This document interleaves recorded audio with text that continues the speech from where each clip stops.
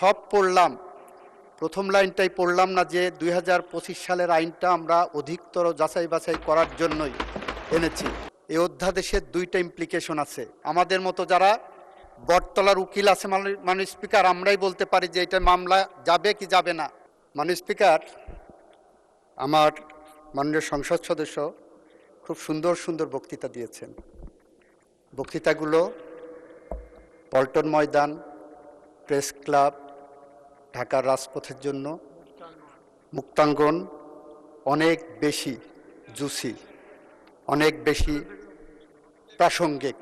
মাননীয় স্পিকার, আমার মনে হয় উনি সব পড়েছেন, শুধু বিলটা পড়েননি।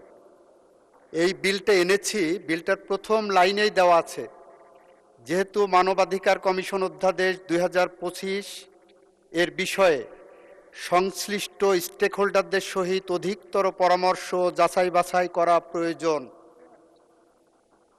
এবং যাতে করে 2009 সালের আইনটা বাতিল করে দিয়েছিলেন, মানবাধিকার কমিশনের জায়গাটা অসম্পূর্ণ না থাকে, ফাঁকা না থাকে, সেই কারণে আপাতত আমরা 2009 সালের আইনটাকে রেস্টোর করেছি, কেউ বলতে যাতে না পারে বাংলাদেশে কোনো মানবাধিকার কমিশন নাই। সুতরাং সব পড়লাম, প্রথম লাইনটাই পড়লাম না যে 2025 সালের আইনটা আমরা অধিকতর যাচাই বাছাই করার জন্যই এনেছি। কেন অধিকতর যাচাই বাছাই করার প্রয়োজন মাননীয় স্পিকার?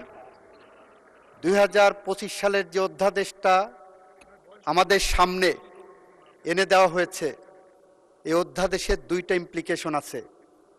একটি ইমপ্লিকেশন হলো, আমরা যখন কোনো আইন করি, কোনো অ্যাকশন নেই, কোনো অ্যাক্ট করি, সেটা যদি এমন হয় যে এটা করেছি উইথ অ্যান আলটেরিয়র মোটিভ, এটা যদি এমন হয় যে এটা করেছি উইথ এ ম্যালাফাইডি মোটিভ, যদি এমন হয় যে বিএনপি ক্ষমতায় আসবে, তাকে কোনোভাবেই কাজ করতে দেওয়া হবে না, সেরকম উদ্দেশ্য যদি থাকে, সে ধরনের উদ্দেশ্যপূর্ণ আইন, আইনের ভাষায় বলছি, জুডিশিয়াল রিভিউয়ের ভাষায় বলছি, কনস্টিটিউশনাল লয়ের একজন ছাত্র হিসেবে বলছি, that law is a void of initial law.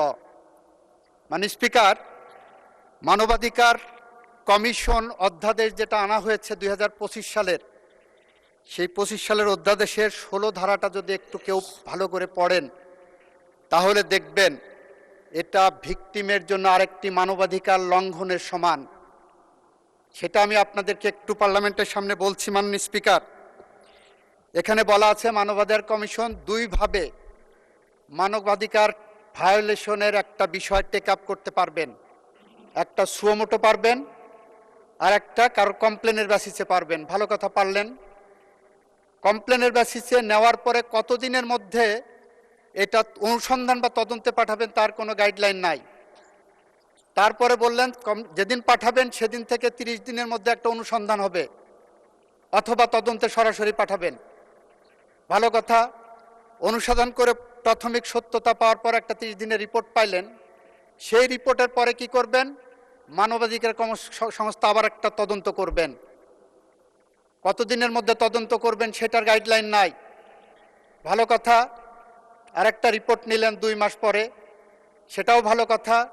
Report নেওয়ার পরে দুই পক্ষকে ডাকাডাকি করবেন, দুই পক্ষকে শুনবেন, শোনার পরে ওনারা 4টা কাজ করতে পারবেন।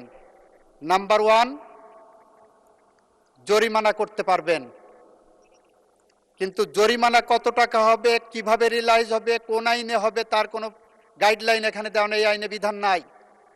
মানে স্পিকার, বলা হচ্ছে কমিশন ক্ষতিপূরণ ইম্পোজ করতে পারবেন। ক্ষতিপূরণ কত টাকা হবেন, কি পরিমাণ হবেন, কি গাইডলাইন হবে, কিভাবে রিলাইজ হবে, কার কাছে যাবে, তার কোনো গাইডলাইন এই আইনের মধ্যে নাই মাননীয় স্পিকার। মাননীয় স্পিকার, মানবাধিকার আইন কমিশনে বলা হচ্ছে আরেকটা কি করতে পারবেন, ওনারা সুপারিশ করতে পারবেন ওই ভিকটিম মামলা করতে পারবেন নাকি কোনো জায়গায় ধর্ণা দিতে পারবেন। 2 বছর মানবাধিকার কমিশনের পিছনে দৌড়ায় দৌড়ায় মনে হবে যে আমি মামলা করতে পারবো কি পারবো না, সেই কারণে সুপারিশ নেওয়ার জন্য মানবাধিকার কমিশনে যাওয়ার দরকার নাই। আমাদের মতো যারা বটতলার উকিল আছে মাননীয় স্পিকার, আমরাই বলতে পারি যে এটা মামলা যাবে কি যাবে না।